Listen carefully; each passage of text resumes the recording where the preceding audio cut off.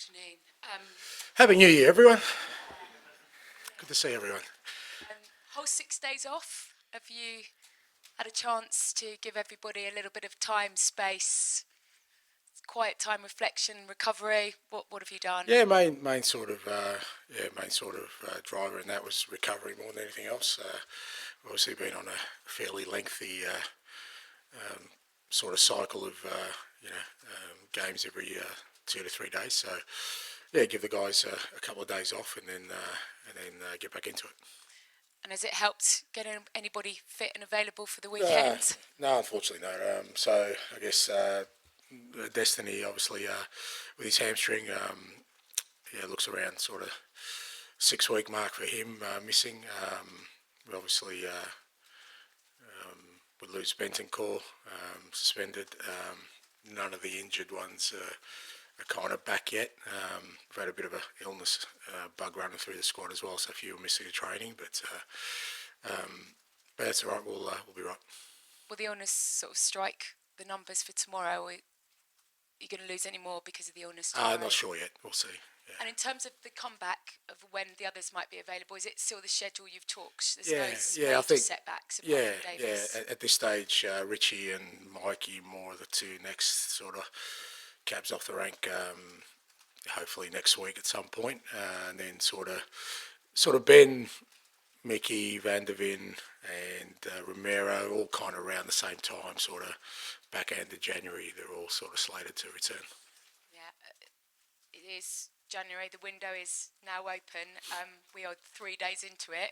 No arrivals so far. Any imminent, and how kind of much are you pushing to get some bodies? Yeah, it's not a matter of pushing, but I think the club's working hard to try and sort of get some help, and for the playing group, and it's no secret we need to sort of bolster up our numbers a little bit. So the club's working hard on that, and obviously January's not an easy month. We understand that it's not an easy time to sort of bring people in, particularly quickly, and at the same time we still want to make sure we do what we think's the best thing for us, rather than sort of just panic and sort of bring in people who aren't going to be a suitable fit. Nothing imminent? Not really sure. Could be imminent, could not be imminent. Not sure. And in terms of obviously playing Newcastle, banging form, probably not who you want to play at the moment. But at home, you have been so good up until maybe the last few weeks.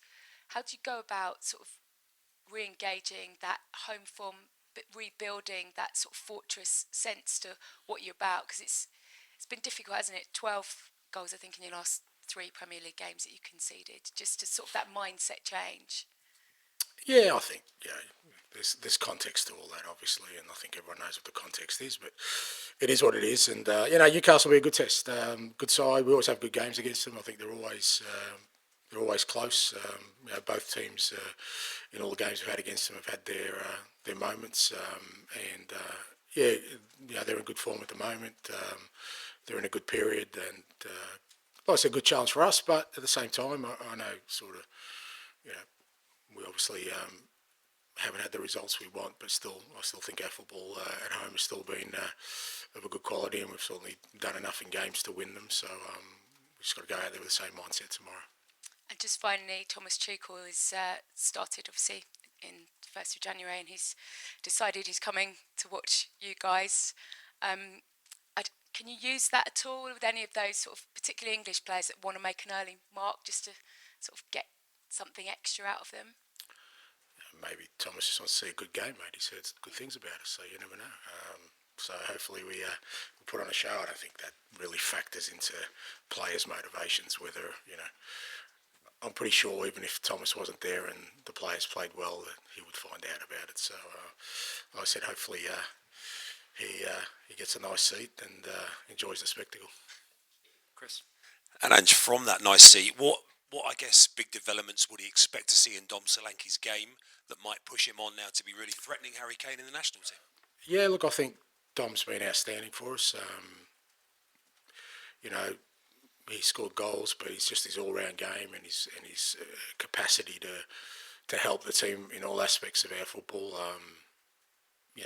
defensively, link-up play, still being a presence in the box, really intelligent with his movement, and really pretty much carrying that position on his back with no help, no rest. So I think, which says an enormous amount about his character and the kind of person he is. So I can't speak highly enough of him. The load he's had to carry for us in the last sort of 2 months without a lot of help, and from us being able to allow him to recover, and yet he still, every week, puts in a massive performance. I think I've got no doubt. I'm sure Thomas has been following him, but I've got no doubt he'll be impressed. You mentioned January already, and you mentioned the difficulty with doing what's right for the club. How is the balance shifting between quick fixes to help you through this current situation and get you to the end of the season, maybe loans, compared to what the longer-term picture might have been in terms of targeting signings? I think it's a combination of both, but whether it's a loan or it's a permanent, I think it's still got to fit into sort of what we're trying to create here from a footballing perspective and a cultural perspective. So it's not just about getting whatever's available quickly. I don't think that's the solution for us. So as I said, we've been really disciplined about our work so far, and we'll continue to be. And one new face who has come through the door, of course, is young Min-hyeok. What is the realistic timeline with him? I know he's just been around the place getting used to England or whatever. Yeah. What is your plan, I guess, for him? No real plan at the moment. Just let him settle. He's obviously still very, very young, coming from the other side of the world where, the level of competition is nowhere near what he's going to face here. We'll just give him time to adapt. Obviously, it helps that Sonny's here and kind of helps him around when he's at the club, and outside the club, we're just trying to get him settled, really. Just give him a chance to settle in. So no real plan. We'll just sort of take it as it goes with him and see how he settles in. Ms. Hart, please. Hi, Ange. I just wanted to talk a bit about the injuries a bit more and sort of the context. I know a lot of them were muscle injuries and hamstring pretty prevalent as well. So I just wondered, how much has it been, the extra fixtures, the sort of Europa League and Carabao Cup run that's kind of impacted that, and how much has it been sort of the style of play mixed with those extra 33% of fixtures? I think it's probably a combination of all of them, but at the same time, there's also an individual thing involved there as well. So, I think it's a combination of all those things. The amount of fixtures, the way we play. I guess the challenging bit for us is, quite a few of them have kind of been re-injuries, which, something we're kind of looking at. So yes, I think it's a combination of all those things. I don't think it's unique to us. I think you're seeing that across the board with a lot of clubs. It's just that we've kind of, been hit sort of more extreme, and then you add, Vicario and when his is not a sort of muscle injury, but it's a long term, and then kind of exacerbates sort of the situation we're in. And when you talk about the things you're looking at to try and change it, I know you don't ever want to change your style of play because it's something you truly believe in, and that's the philosophy of you and this club now. But would injuries be a factor that maybe would force you to change it? Would you look at that? Would you say maybe 10, 15%? Because we all know the running data here is top level as well. Yeah. Look, there is always the opportunity for change, and the one constant with me is that I'm not going to in terms of my beliefs. But there's always a reason to change, and there's always the opportunity to change for everybody. So I guess it just comes down to how much you believe in what you're doing and how much you believe what you're doing will bring success, and that's kind of where I sit with it. You think if you carried a bigger squad, maybe it wouldn't have been as much of an issue from the beginning? Is that maybe some flaw in the way that it was set up? Look, some of it, but some of it's just circumstance. Some of it's just, and I know we always want a head on a stick and we want somebody to blame, and there's always somebody at fault, but some of it's just life, mate. Football is like life, and how sometimes in life you get one thing go wrong and then you get another thing wrong, and you're doing nothing different. You just go, why is it always me at the moment? And you know what? But it's all temporary. You get through it. And for us, some of it we understand is a consequence of kind of, the situation we're in terms of, like I said, fixtures, the way we play. But some of it's just, just the way we lost Jed with a red card, and he was supposed to start over Destiny. Destiny starts, doesn't get the rest, and it's like that's just life. And sometimes no one's at blame, no one's at fault. It's just we're going through a bad trot, but it is temporary. We'll get through it. We'll analyse areas we can improve in, and move forward from there. Jay, please. Hi, Ange. Happy New Year. It's been over a month now since Vicario fractured his ankle. Just wanted to know how he's getting on with his progress. Yeah, he's on schedule. He's kind of like it's obviously when it's a fracture, there's a kind of set schedule for him being in a boot, how much weight bearing he can do, and then sort of getting clearances along the way. So he's still sort of on the same sort of timelines of kind of end of February. I think was the initial prognosis. Nothing's really changed in the short term. So is he still in a boot at the moment? Not really sure, mate. I think he might be out of it at the moment. I think he's having a couple of days away from the club. And then I just wanted to ask about Sergio Reguilon. There's only 6 months left on his contract.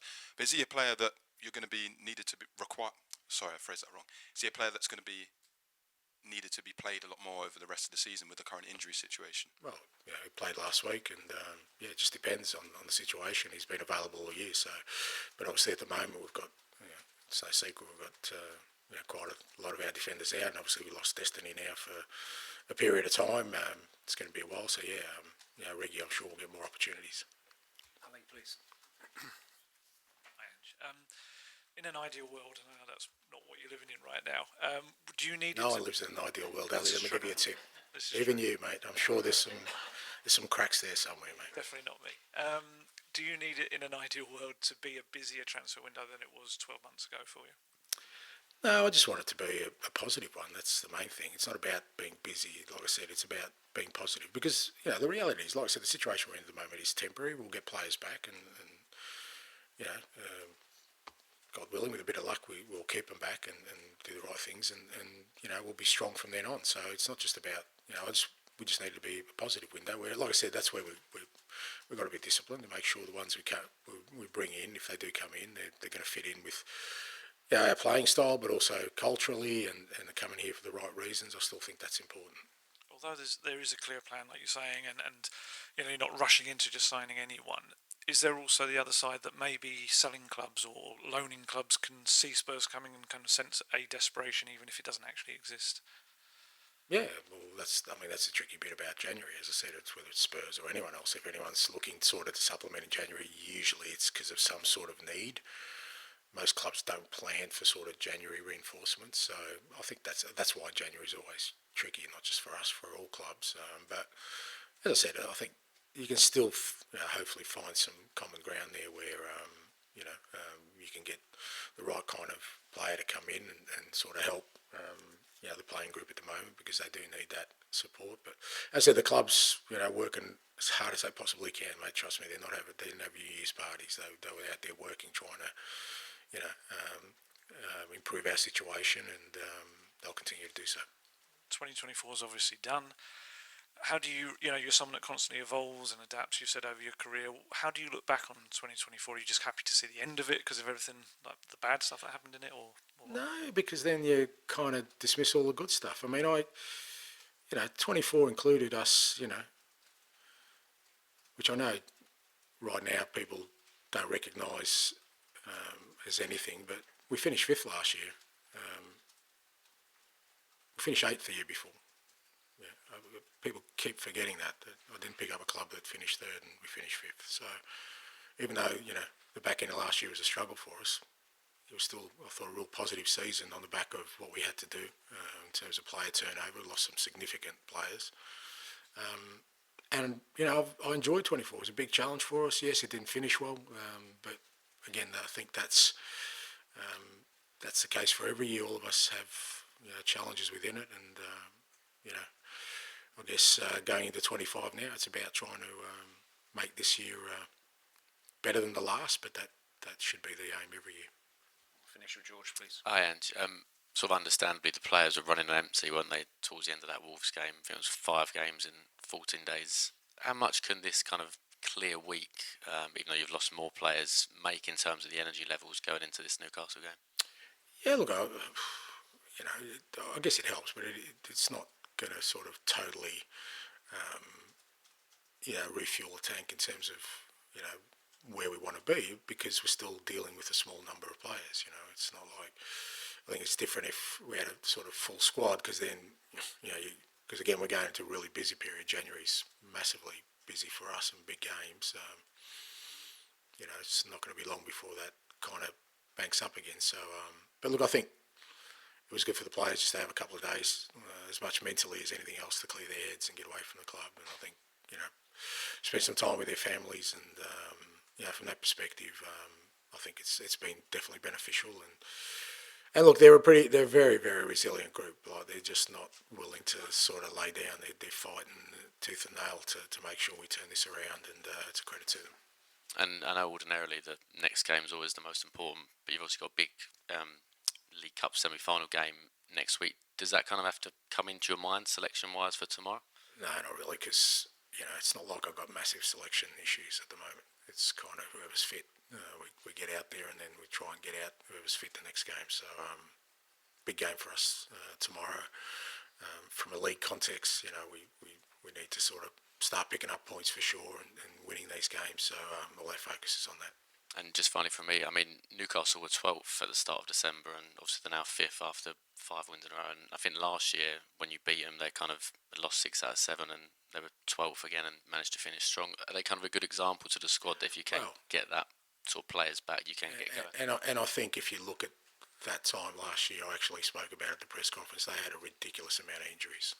I actually specifically mentioned Newcastle when we played them, that they've got a ridiculous amount of injuries. It's no wonder that their form's suffering, but they'll get their players back. So, but that's a boring tale, mate. That doesn't mean that, you know, like I said, people are going to be outside with pitchforks and looking for heads. So let's not take that narrative. But is that a good example that they had loads of injuries? I think so. Come 7th. I think so, but it's a boring story, mate. I'm a boring person, so I don't think you're going to get much traction with that.